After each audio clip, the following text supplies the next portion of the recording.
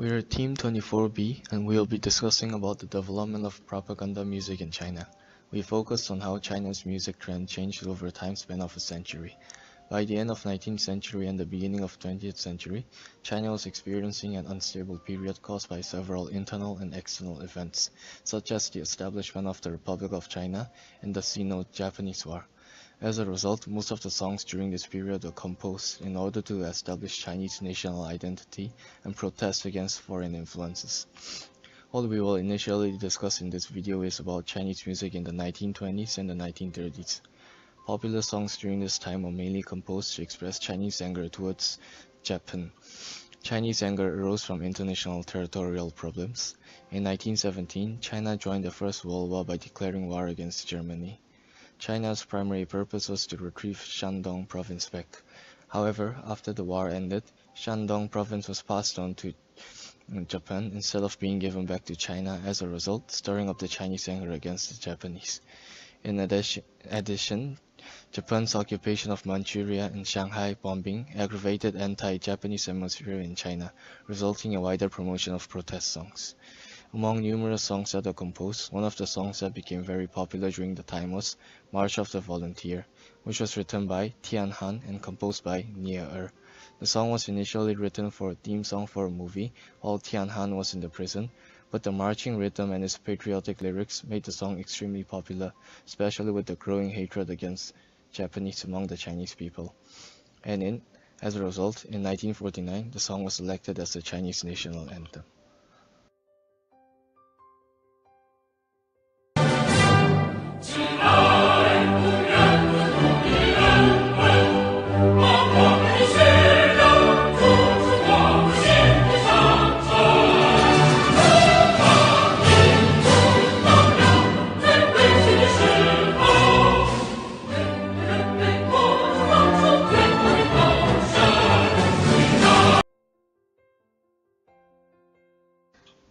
After Mao Zedong proclaimed the establishment of PRC in 1949, him and the Gang of Four, including his wife Jiang Qing, Zhang Chunqiao, Yang Wenyuan, and Wang Hongwen, used revolutionary songs as to influence the people with socialist ideas.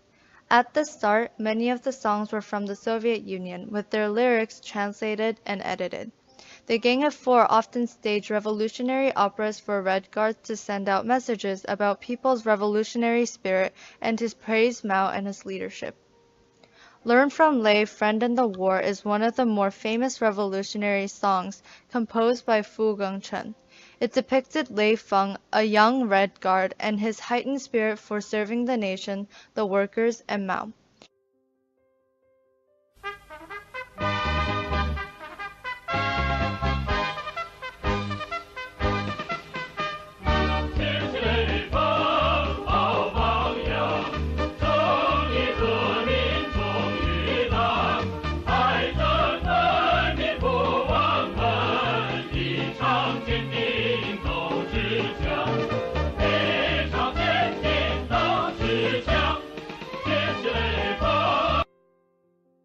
As time passed, however, many of the musicians during the Cultural Revolution started to get criticism for their lyrics or symbolism in their music.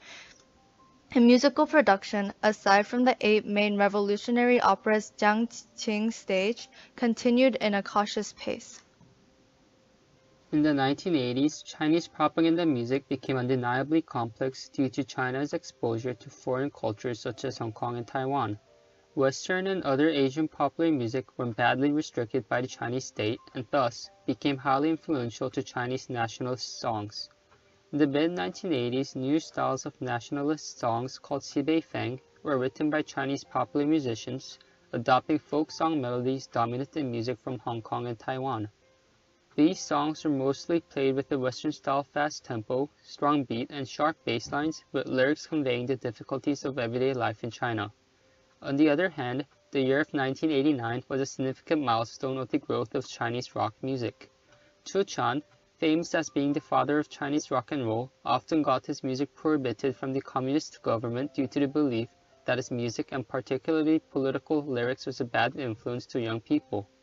However, his music was received differently by the Democrats in mainland China and Hong Kong, and one of his songs, I Have Nothing, even became a student anthem at the time of the 1989 Tiananmen Square incident, which is a democracy movement led by students.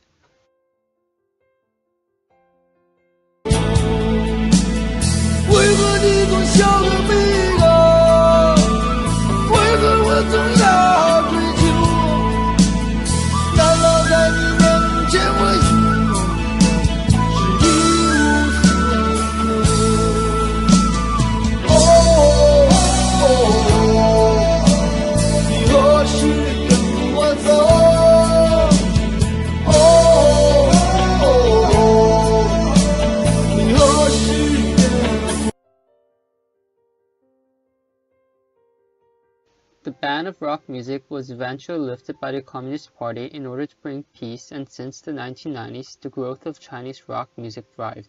In 1994 and since then, Chinese authorities remade classic Maoist revolutionary songs by underlying it with R&B or reggae rhythms, and some even with a disco beat, so that the Chinese youth could pick up those cassettes and compact discs of revolutionary songs remade as pop songs. The Chinese state also became more tolerant of Western classical jazz and popular music. In contemporary China, songs were used to articulate the ideology of a unified China. The government of China was very cautious of the use of music, especially when it was used against the unity of China. For example, the autonomy of Taiwan.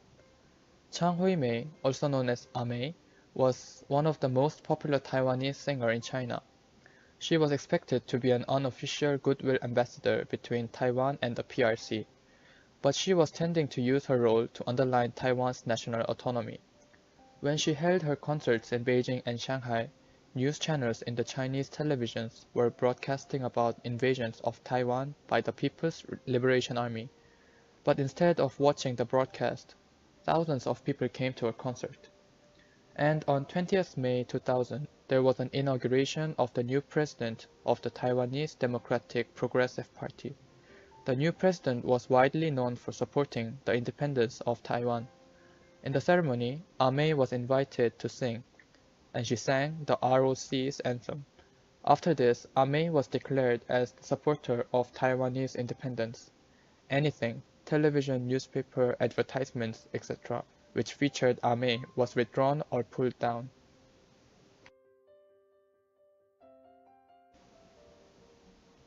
In conclusion, the Chinese music was heavily influenced by internal and external circumstances, which ultimately allowed the nationalism in Chinese music to grow in terms of its culture, history, political ideology, and social movements.